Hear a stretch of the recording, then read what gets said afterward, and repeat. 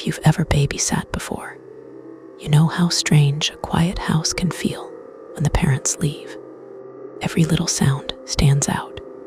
The ticking of a clock, the hum of the refrigerator, the occasional creak from somewhere down the hall. Most of the time, it's nothing, but sometimes the house isn't as empty as you think.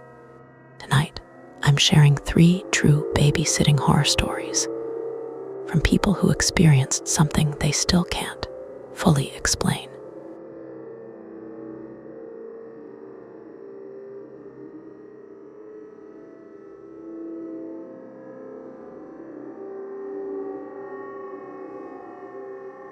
When I was 15, I used to babysit for a family that lived about 2 streets away from my house.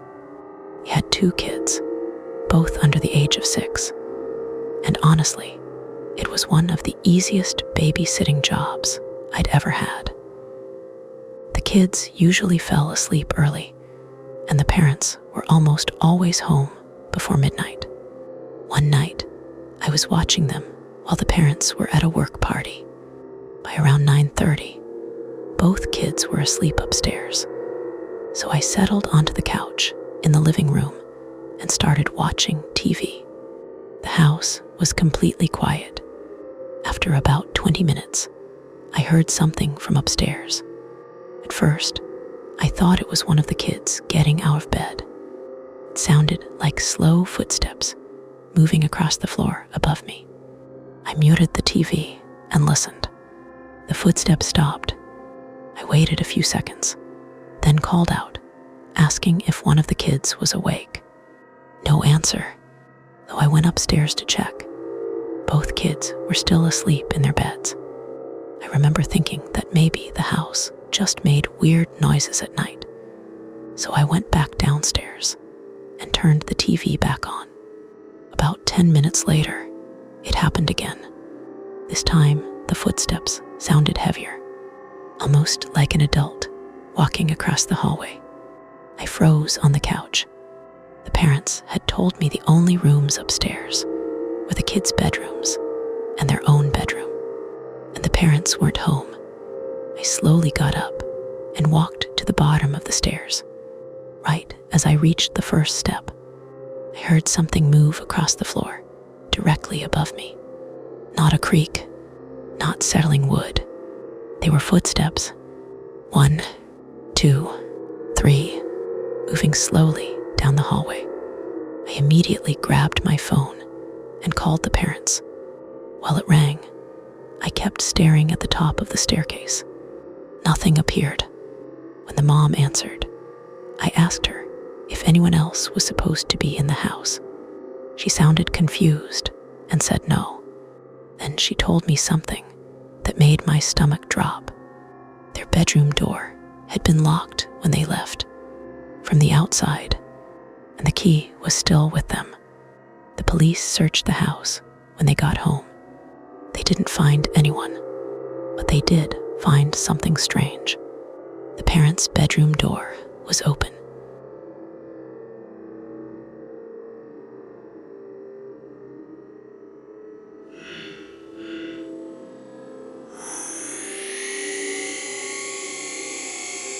When I was in college, I babysat for a family that had a baby monitor set up in the nursery. It was one of those older audio monitors where you could hear everything happening in the baby's room through a small speaker.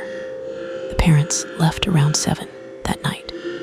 By 8:30, the baby was asleep, and I was sitting in the kitchen doing homework while the monitor sat next to me on the table.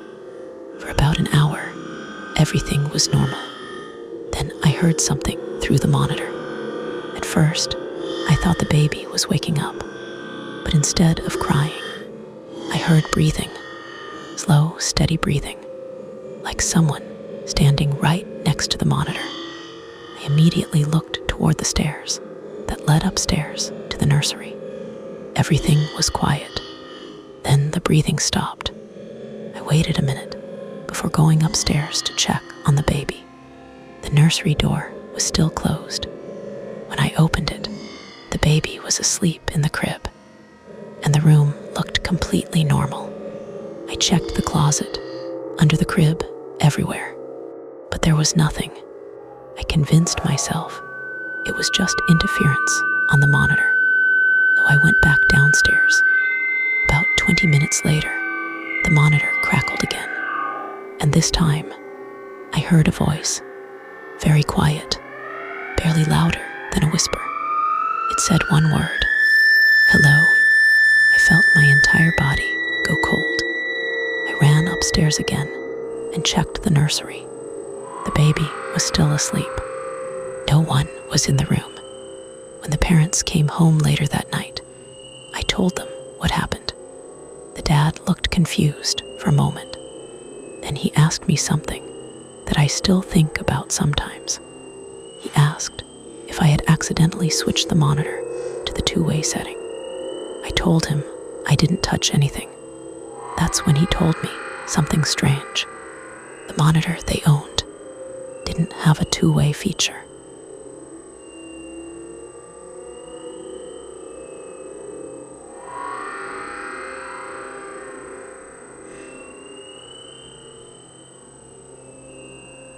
Back in 10th grade, I babysat for a family that lived at the end of a quiet cul-de-sac.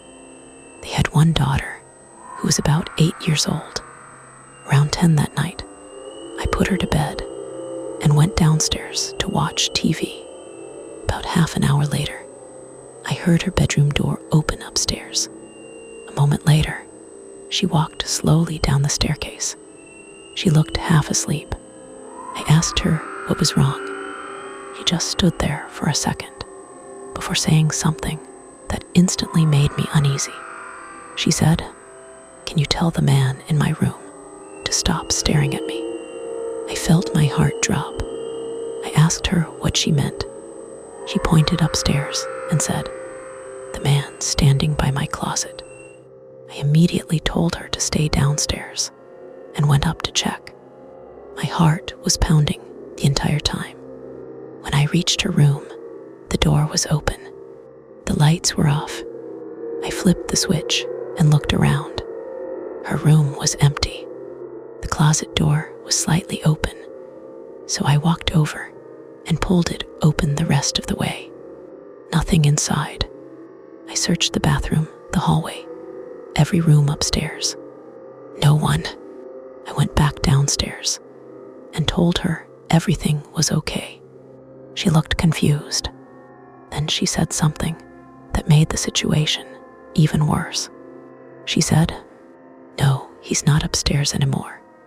I asked her what she meant. She slowly turned and pointed toward the dark hallway leading to the kitchen and whispered, "He followed you down."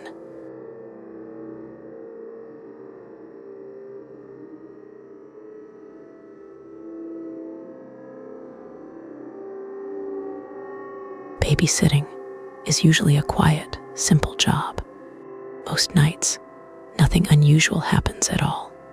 But sometimes, the houses we think are empty aren't as empty as we believe. And sometimes, the things children say aren't just imagination.